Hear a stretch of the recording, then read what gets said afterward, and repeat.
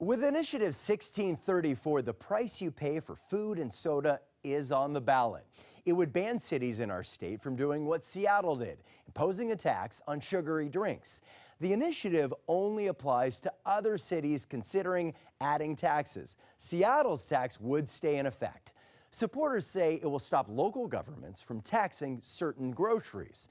Opponents argue we need this for our health.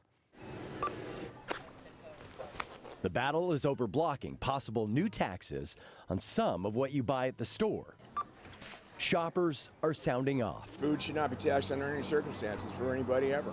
So are store owners. I'm not a fan of the beverage tax at all. Like Sammy Ibarra, 2, 3, 4. whose family has owned this corner store in Seattle's Central District for more than 20 years.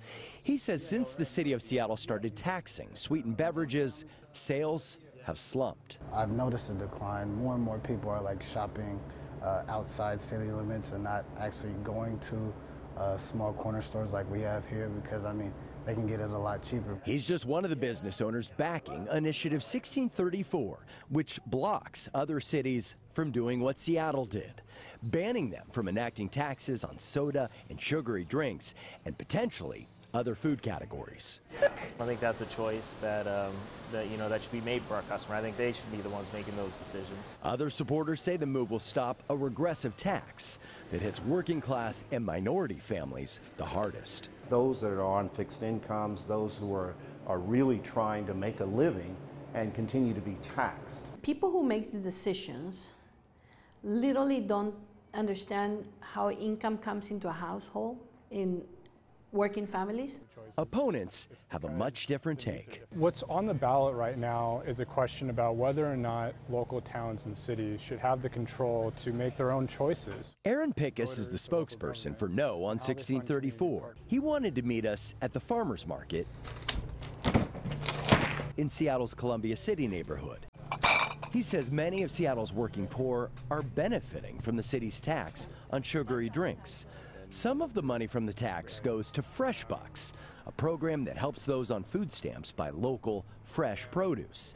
And sales are way up. It's amazing to think about all of the shoppers who were not coming to the market before, or the shoppers who were coming and now their spending power is just increasing. They can come and they just use their Fresh Bucks. It's fun for the kids. Angelica Hayden is a local family farmer who's benefiting as well. Without Fresh Bucks, that wouldn't happen. The families wouldn't come and buy our berries with cash or credit card. Those families wouldn't come to the farmers market. They wouldn't have the money, and it would just be lost sales for us. The Seattle Times editorial board came out hard against the initiative, calling it misleading, a deceptive move by the soda industry, pointing out Washington state law already exempts most food items, but not soda, from sales tax. Turns out Coca-Cola, Pepsi, Dr. Pepper, and Red Bull have put up almost all of the more than $20 million to date to support the campaign. Most of that money I definitely can't afford new taxes on groceries. going to commercials, now bombarding voters over the airwaves. They know that they can't win if they rely on the facts. So they're going to try to spend money to buy this election. I don't really care where it's coming from.